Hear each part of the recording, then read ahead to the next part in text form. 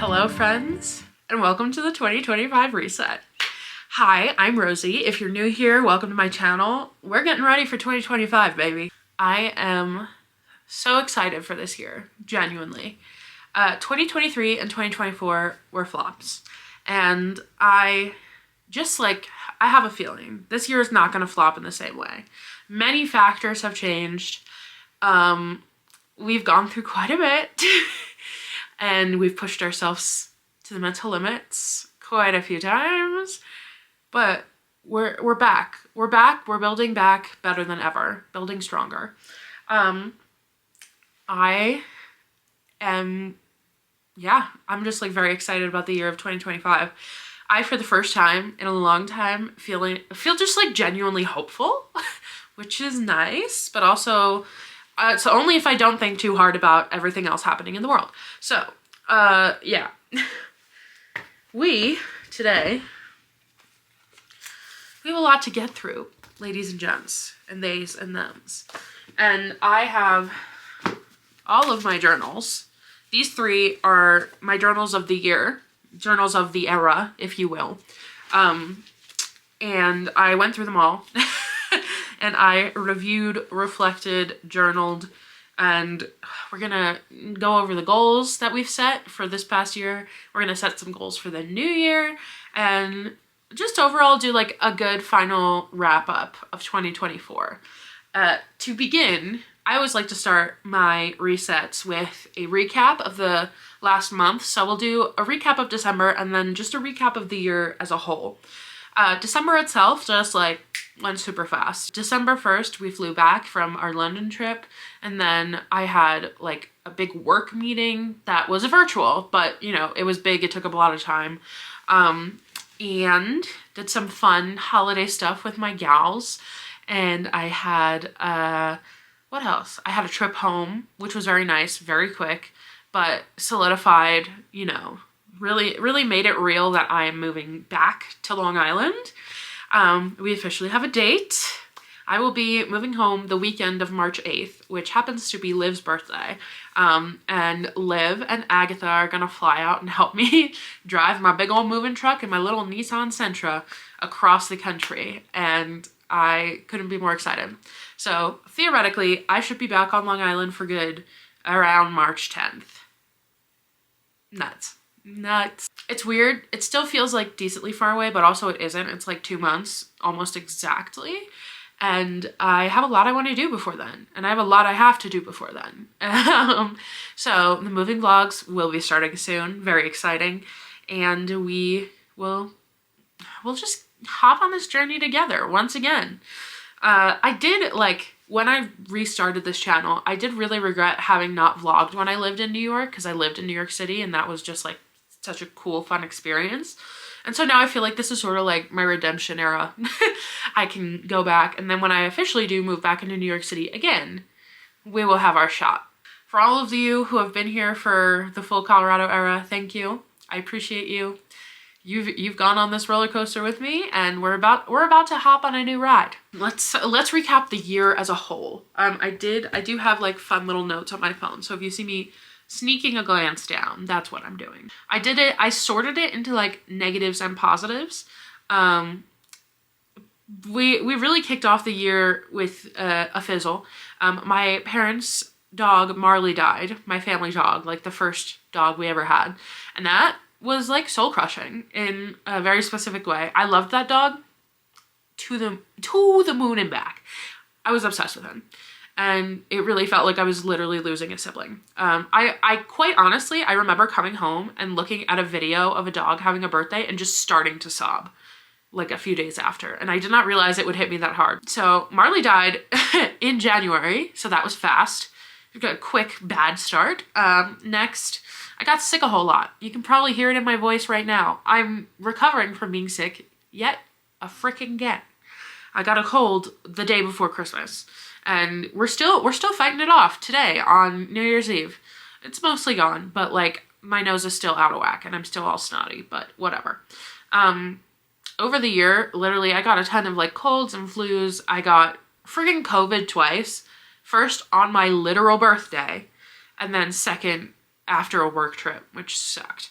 And then after that, I had hepatitis, ? They said I had hepatitis at the hospital, but by the time they did the test, the hepatitis had passed through my system. So who knows, really? And then my doctor ghosted me and never told me what my blood tests meant. So that was really good. My dad got cancer.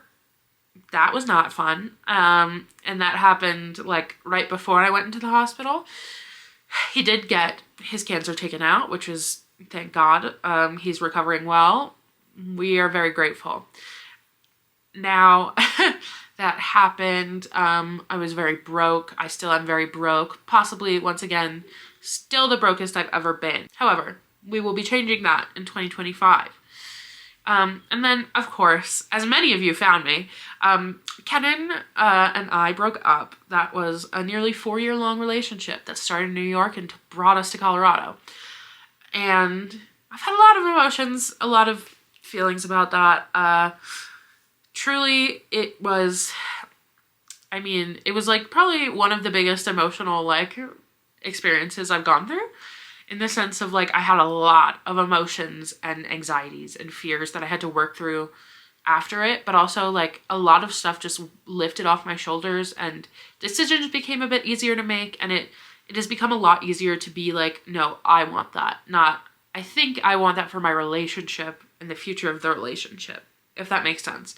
So it's really brought back a huge sense of self, which I'm grateful for. And we're still, it's been 3 months. We're still processing a little bit, but Ken and I are on fine terms. He's in the other room right now. I will be leaving this lease early and he's going to stick it out. Yeah, that's that. And now let's go into the good stuff, because there was also some good stuff. I got some great new coworkers at the end of last year, top of like this past year. I got to train one of them and he's wonderful and one of my new work besties. And I became really close with a lot of my coworkers, which was fun. One of the things I do appreciate about my job is that even though 90% of the workers are remote, they do have us get together a couple times a year for like team meetings or like overall company meetings. And they really do put an emphasis on like having fun with your coworkers. So like I had 2 weeks in Austin with almost the same group of people, and we went out to the bar almost every night and did karaoke, and it was genuinely some of the most fun I've had ever. So that was wonderful. I saw Chris Fleming, my favorite comedian of all time ever, live. That was such a bucket list moment. I adore him. I was almost front row. I was like second row. It was so good. Let's see, we hit 1 year at the job. I got to travel a lot. I was sick a lot because of the travel, but I did get to travel a bunch, which I always dreamed about doing, like for work as a younger person. And now that I've done it, I can say, you know what? Love the remote life. I love traveling once every 6 months for work. Just enough for me. I'm going to count October of last year. So we had October, May, Pittsburgh. I had 4 work trips in the past year, and then other like work-related things on top of it. And that was quite enough. On top of that, I did a lot of traveling for fun, and that was great. I got to visit Canada and Toronto. I always try to visit one new place every year. That was my one. I got to go to Maine for Miranda's bachelorette, and I got to be in her wedding in the fall, and that was just so beautiful and like such a wonderful moment. I adored it. We went to London and Edinburgh a month ago. Crazy. I loved seeing Edinburgh. That was also brand new to me. And then it was great to spend time in London. I got to see Mackenzie. I got to spend a week in San Diego with her.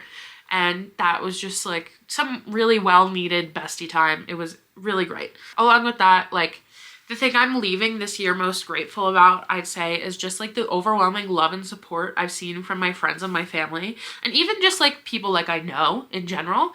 Post-breakup, I mean, I was kind of nervous to tell people about it because I had a lot of feelings of like, this is a huge failure on my part that I have worked through. I've worked through. It is not a failure. It was simply, a redirection. It wasn't right. And, but yeah, I had made so many large life decisions around this relationship, and for it to not work out did feel like a failure. I'm not going to lie. But having them all like reach out to me and just like be there for me when I needed it, and really help me realize, you know, like this is simply like a step I needed to take. And absolutely, I've learned so much from this era of my life, and I know myself so much better leaving it, and I just feel like so much more positive and more sure about the direction I'm taking in my life now.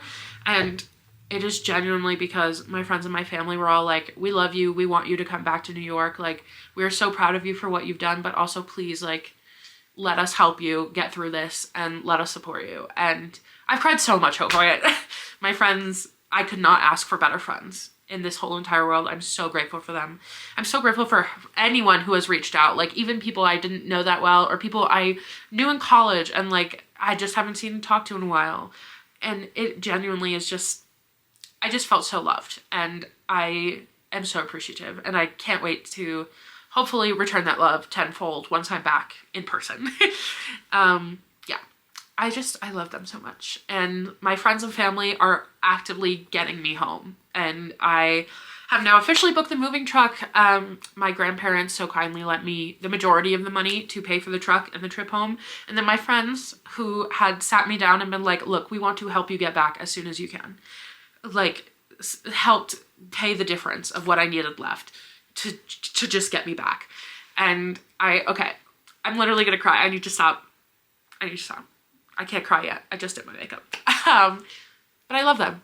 I love them. I love them. I love them. If you're watching this, I love you and I appreciate you, and I'm so grateful to be in your life and to have you in mine. So Taylor Swift, Fearless Heart, just for you. So that's the 2024 recap. So obviously some bad stuff, but also some good stuff, as is any year. However, you know what? We're really hoping for a more like positive, like higher positive to negative ratio in 2025. And then we of course have to get into the favorites, the 2024 favorites. It has been quite a year. I feel like 2023, I just sort of really stuck with status quo because so much was going on and changing that I couldn't like try new things. And then 2024, I like dipped my toe in a little bit. And then 2025, I think it's gonna be crazy. I think I'm gonna go off the rails in the best way possible. But let's talk about our favorites for 2024. Number one, my all-time favorite, I think, of this year is the nose ring. I will say, since I've been sick, having it, I have lost 3 because they don't like to say it. However, I do think it is just so cute. And like aesthetically, I have not made a change to like my appearance or my body that I have loved more than this, I think, in a long time. So I love her, I'm proud of her, and I am looking forward to turning her into an actual ring when the 3-month mark hits. Next, let's get into the physical things I have with me. Perfume of the year, LES Boy Smells. This bottle is a little impractical in my opinion, but the smell is too freaking good. And it's like LES as in Lower East Side, I'm pretty sure. I think this was probably my perfume of last year, but like I really dove in this year and I've used about half the bottle, as you can see. And it's just fresh. It's fresh and it's flowery, but there's something to it that is unexpected to me. And it like makes me think of it, you know, like it is not a forgettable fragrance in my opinion. I feel like Boy Smells is really good at doing that and creating like unique, but like appealing scents. I love this so much. Next is this, this little L'Occitane hand cream, Lavande. It is simply just like a lavender hand cream. However, my skin hates Colorado. She's never been drier, never been angrier. And I've found that the only lotion I have that like sufficiently moisturizes my hands so I don't need to immediately reapply it is this one. And I had bought this about a year ago from the little like French pharmacy in the Upper East Side by the Met. And I know you can get it other places, but it was very fun to have like the little, you know, aesthetic experience with it as well. This stuff freaking rocks, and I love the smell of lavender. So like I would try other scents, but lavender is a fave. So then we have the Morphe Foolish Lip Liner, and this, I need to sharpen it. Was feeling the wood pulling at it today, but I have it on my lips right now. It is just the perfect pink. It is the perfect pink that I think complements my skin tone and my hair really well. It was $6, so I want to get every color. But I haven't found it at any other Ulta since I purchased this one. So I think I will have to just like straight up go on their website, but I love the formula. It is like so soft, whereas I feel like MAC lip pencils, those are the only other really lip pencils I've tried, are like very hard and solid, whereas this just like glides on. And it's incredible. I cannot recommend this enough. This one's a rip. This one's a sad moment because it's the Rare Beauty glowing like blush. What is it called? Powder blush in Cheer. And I shattered this when we were in Edinburgh. So she is looking sad and destitute. However, I'm salvaging her for all she's worth. I'm wearing her today. And until this pan is no more, I will keep using it. And I will be repurchasing it. I've never repurchased a blush in my entire life. I will be repurchasing this. Ooh, and then this bad boy is a little dirty, but that's just because I use it so much. And it is the By Mario Ethereal Eyes palette. I bought this with a gift card I got for Christmas last year. And it is very dirty. It is genuinely my favorite palette. Reach for the most. This shimmer itself, I can't get over it. I use this all over the lid, this in the crease, and then this once again all over the lid. And it is just so beautiful. It is like natural, but still has a little bit of sparkle that I like. I love it so much. And is quite honestly one of my best makeup purchases in a very long time. Okay, and the last like beauty type product, oh, it is this bad boy. As you can see, I have 3. I actually have like 4 or 5, but 2 of them are in purses somewhere. This one is almost empty. This is an old one. And then this one's like halfway, and then this one's brand new that I got for Christmas. And it is the Ilia Lip Wrap. Yeah, Lip Wrap Reviving Balm. As I said before, Colorado is dry as all hell. This place is technically a desert, I think. I need a really good lip balm because these babies get chapped. They get unhappy. And the only one I found that actually works and like keeps my lips feeling good and like okay for a significant amount of time is this lip balm. And this, as you can see, is almost empty. So I'm probably gonna get 1 or 2 squirts out and then toss her, but I've gone through at least 3. This one will be number 4. And then I just need them on me at all times because quite honestly, my lips otherwise hurt. So I cannot recommend it enough. It is expensive. However, in my opinion, it is the only lip product over $20 that I've found worth it. And I think it's only like $22. Still a lot for like a little tiny tube, but I just love it. I just love it. I believe this is my last physical item. But my tarot cards. This beautiful deck is called the Ethereal Visions Illuminated Tarot Deck.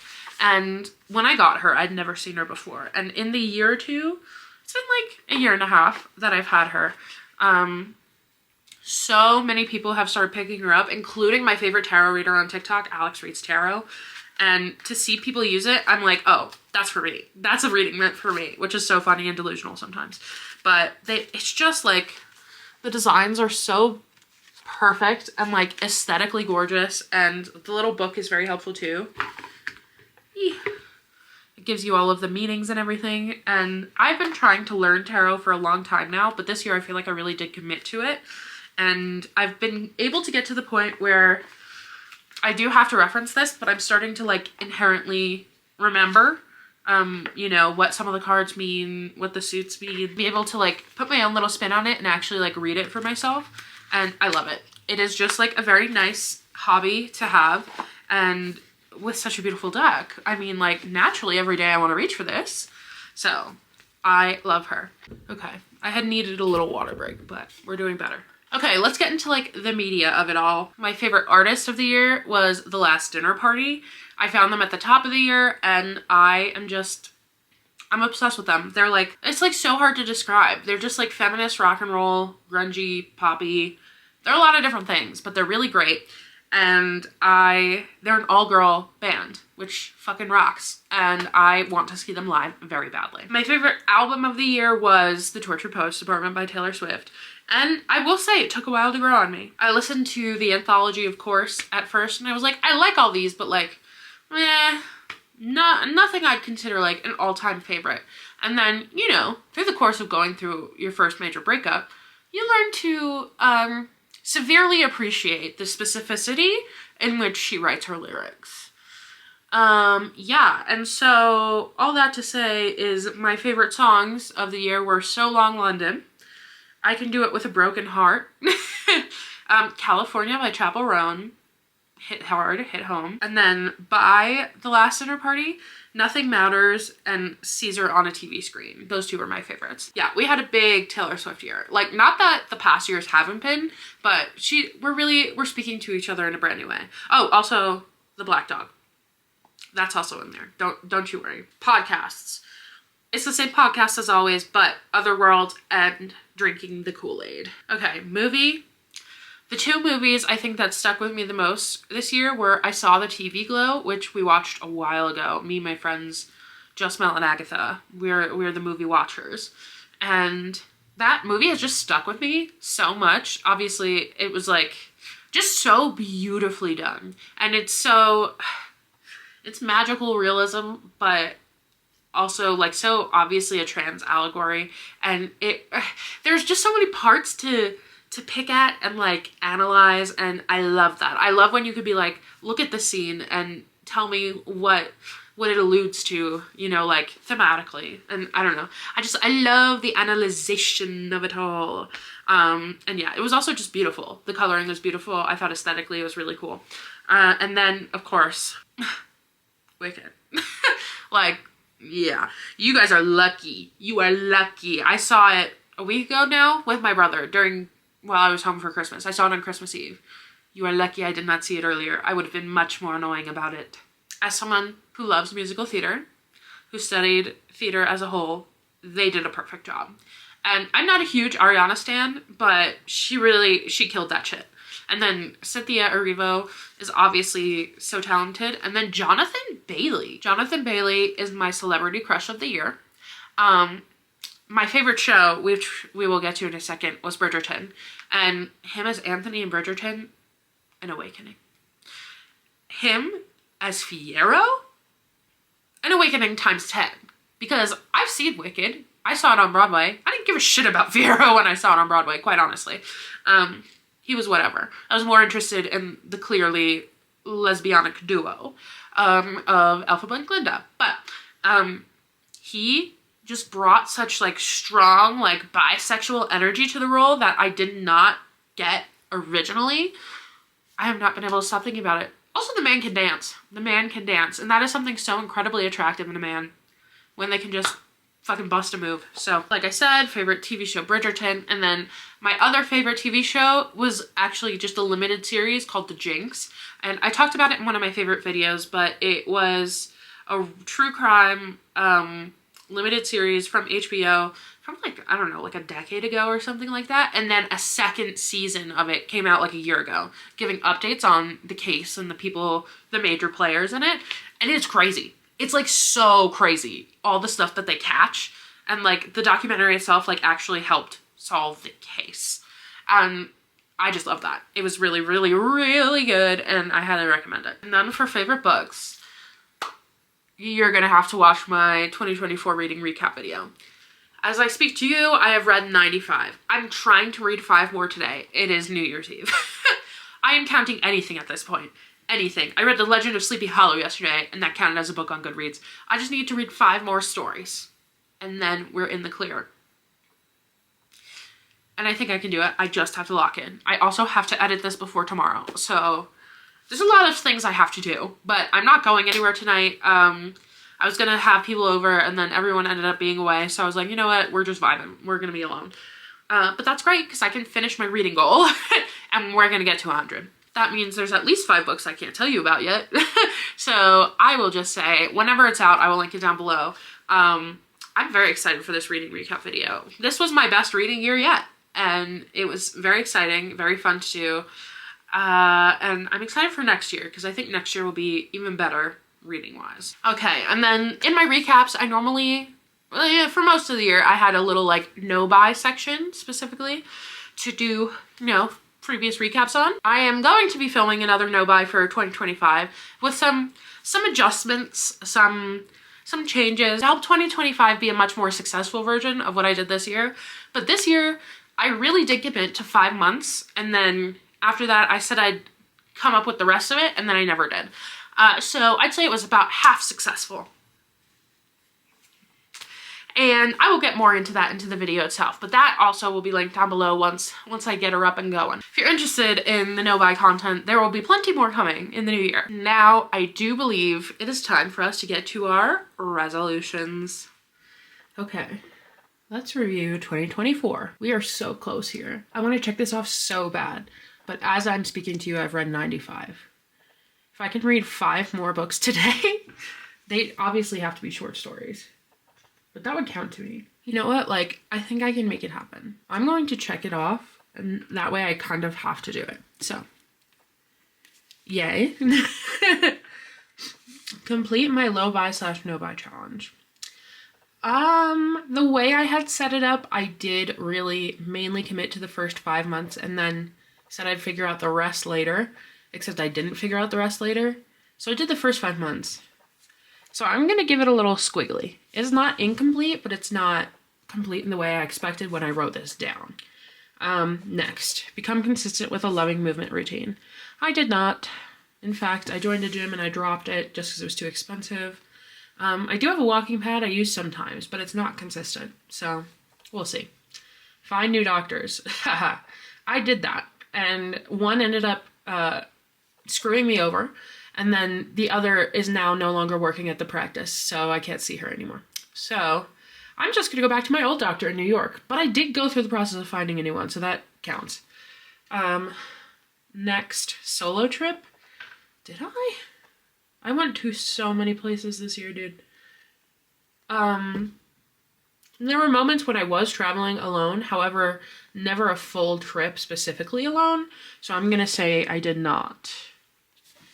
I did reach 1K on YouTube. I love that. I'm so excited. That's my favorite goal and the one I'm most proud of this year, I believe. That one and the 100 books. Next, educate myself on and organize my finances. I definitely did a lot of research into it this year and looking at my finances and paring down where I could. Obviously, we're still not in a great place, but we will be in a great place in 2025. That is something I'm manifesting. And also that is something I do genuinely believe will happen, so I'm going to give it a squiggly as well. Because I did look at it all, it's just not where I want it to be yet. Next, read through at least 50% of my physical books. I don't think I did that. I can't say for sure, because, I didn't count my books, and I didn't count how many of my physical books I owned that I did read, so we can't say positively, but I feel like on a gut feeling I probably did not read half of them. But that's okay. Honestly, a very even, distribution. We got 3 that were done, 3 that were not done, and then 2 that were, mostly done, just not exactly the way I pictured. So, I'm pleased with that. Now, let's look at 2025. Alrighty, we have our 2025 goals. First, we have read 100 books again. Now, as just stated, I'm at 95 this year.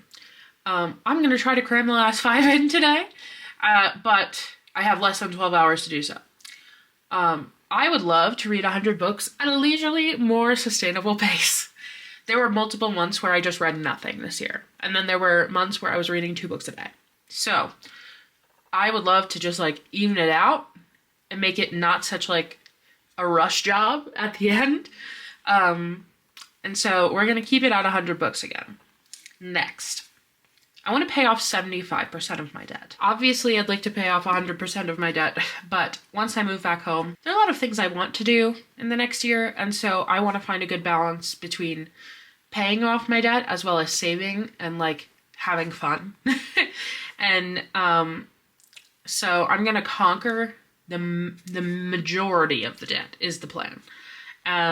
Because I'm planning on being at my parents' house for at least 1 year, and I do think that will be enough of a break for me to get a head start, and then from there probably applying to apartments. However, I don't want to rush into anything, so that'll probably give me an extra month or 2, maybe 3, as I navigate the New York apartment market. So 75% seems like a good goal, and then if I pay off more, fabulous.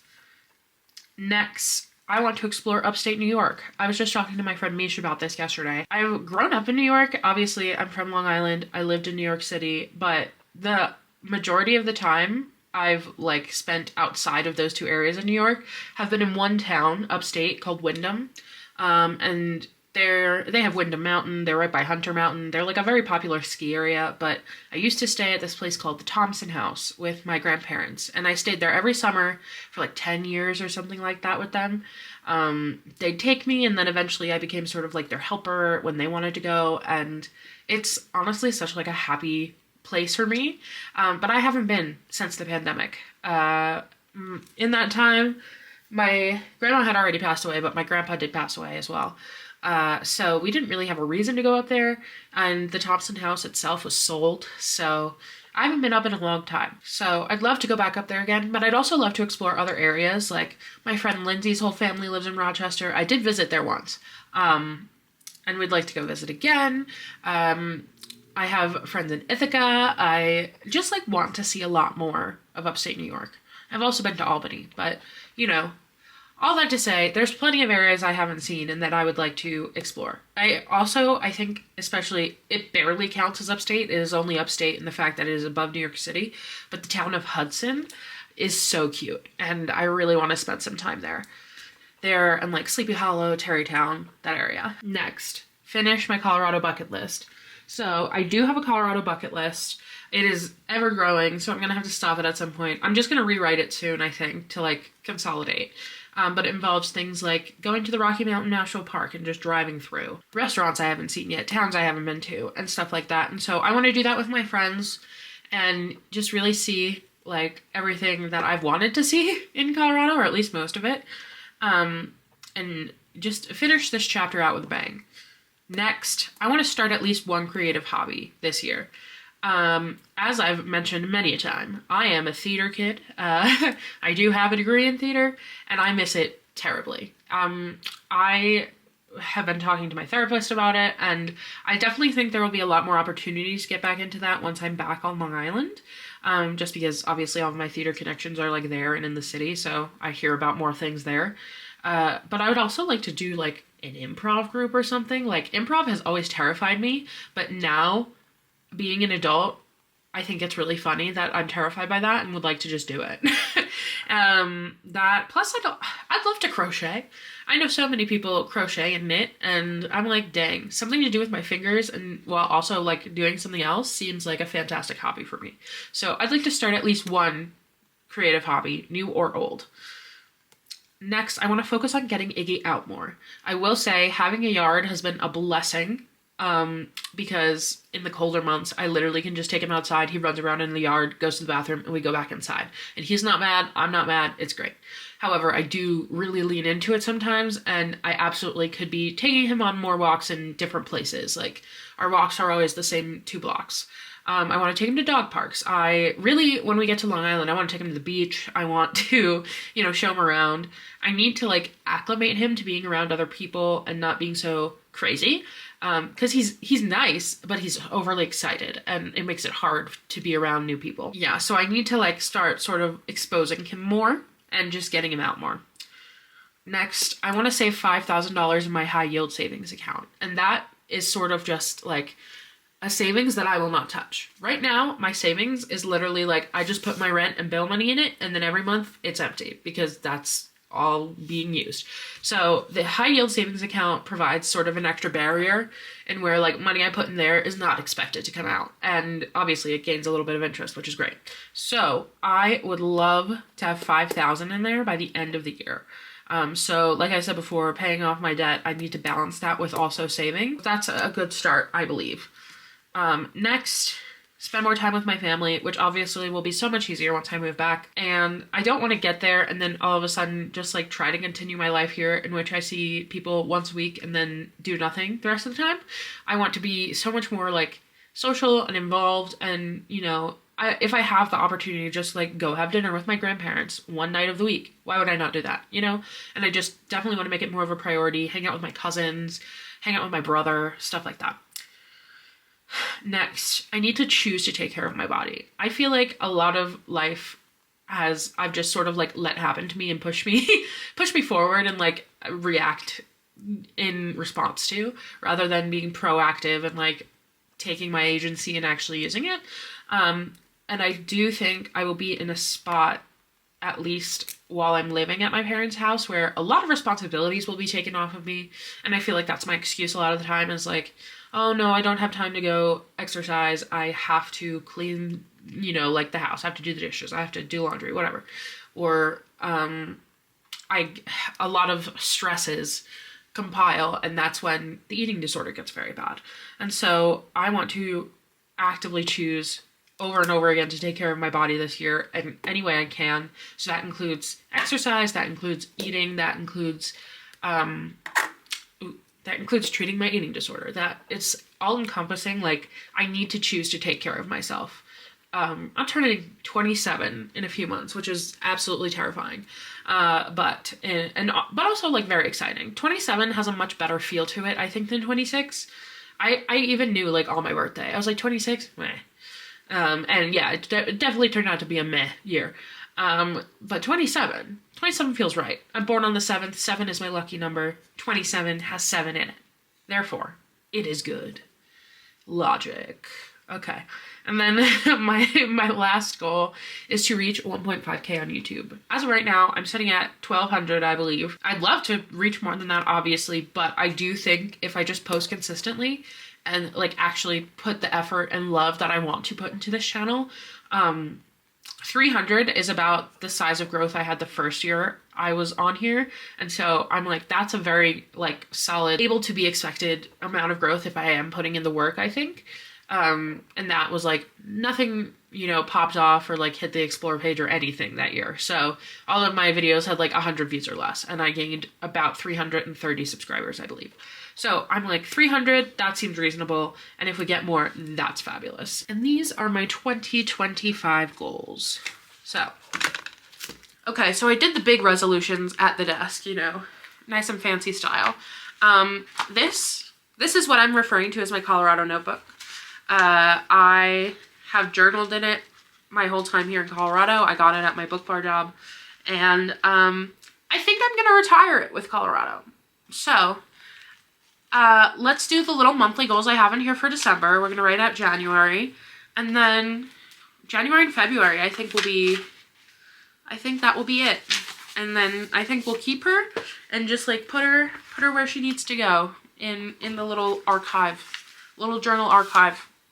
But this is how I've been doing the monthly ones since I've been here. So let's do the monthly like this. These were the December goals. I will read them aloud, don't you worry. Okay. Number 1, catch up on Friends content. I did that. Number 2, read 22 books. We're really hoping I do that. So I'm going to give it a check because that means I have to. Number 3, do at least 2 Christmas activities, either solo or with friends. And I did. I went to the Christkindl market with my friends, and then we did our gingerbread house competition back on Long Island. Next, while in Colorado, cook more than eat out. And I do think I accomplished that. I definitely cooked a lot more in December than I had in previous months. And then get ready more frequently. I tried. I certainly did try. There were quite a few days at work where I like put on a dress or like did my hair or something like that, rather than just show up in, you know, leggings and a t-shirt and keep my camera off. So I'm gonna check a yes for that. And that's really great. I did all of the December goals. Very slay. I think I did purposely set them up kind of easy so I could do that. But that's neither here nor there. Now let's figure out some January goals. Okay, some January goals for you. Number 1, start selling furniture. So we're going to start the moving vlogs. I already have some clips from when I painted the room I'm going to be staying in at my parents' house, but we're obviously bringing stuff there. So I have to go through everything I own once again. And I'm not bringing a lot of the furniture. And then Kenan also doesn't want a lot of the furniture. So we're going to sell it, and that'll be great. I just simply don't have room for a dining room table in my parents' basement. And it's unfortunate because I really freaking love that dining room table. I will, however, be taking at least 2 of the chairs because I love them. And I do think that will fit in a New York apartment one day. Number 2, along with that, I need to save for and purchase a bed to go into my parents' basement. So it definitely does not have enough room for a king bed. And I don't want to take a king bed with me. I'll be quite honest, I don't like this bed very much. So I'm excited to, you know, get a different one, get a different firmness, make it feel good. And I am going to probably buy like a mattress in a box after figuring out which one I want, and then ship it to my parents, and then also buy obviously just like a bed frame or something. And so that way they can like open it up, inflate it, and it'll be ready once I'm there. Number 3, do at least 3 things on the Colorado bucket list. I would love to do more, but we're gonna see how much time, how much effort, how much money all of this takes. Get the move sorted out at work and with the landlord. So at work, I have to like change my address, make sure my insurance is up to date. It changes like a lot of things, like my PTO allowance and like all that type of stuff. And then I have to tell the landlord that obviously we have broken up and we are not renewing the lease and I'm leaving early. So we just need to get that ready and make sure that we're all on the same page here. And then my final one is see my Colorado friends a lot, because I want to spend as much time with them as possible while I'm here. And just really, you know, like appreciate the last couple months we got. Well, that's a wrap on 2024. Another year in the books. I feel like 2023, I was very much like, thank God, get that bitch out of here. And then we had 2024, and it was similarly bad in a completely different way, but like produced a lot of the same emotions. And so this year, I feel like I'm really trying very hard to notice all the good things that also happened, because clearly years like to repeat themselves in levels of badness. I really, really do hope and have a good feeling for 2025. However, some of that is also going to be just what I make of it. So this is me deciding it's going to be a great year. 2024, I am happy it's over, and I am looking forward to the next one. But we got some good stuff out of 2024 too. So happy we got some time to reflect, recap, and refocus. If this was your first video with me, hey, happy new year. Hope you're doing well. If you want to stick around for the next crazy era of my life in which I move back to New York and we start doing fun New York things again, I would love to have you. If you want to like, subscribe, leave me a comment. Let me know what some of your New Year's resolutions, New Year's goals, New Year's aspirations, whatever you want to call them are. I love to read them. They just like are very exciting to me. I would love to hear like if you have any favorite 2024 memories or anything you're really looking forward to in 2025. Like, I just want to know. I just want to talk. Thank you so much for watching. I am so grateful for this community that we have here, and like it's just grown so much, and it makes me so happy to know that like I can hop on and make a silly little video and like talk to people and like have a good time, and we're all just like here hanging out. I'm very grateful for this platform, for this community, for you, and thank you for being here. Here's to another fabulous year. As always, all of my socials are always linked down below, but you'll mainly find me on Instagram, and I hope I get to see you in the next video. I hope you're having a fabulous whatever time of day you're in, and I will see you very soon. Bye.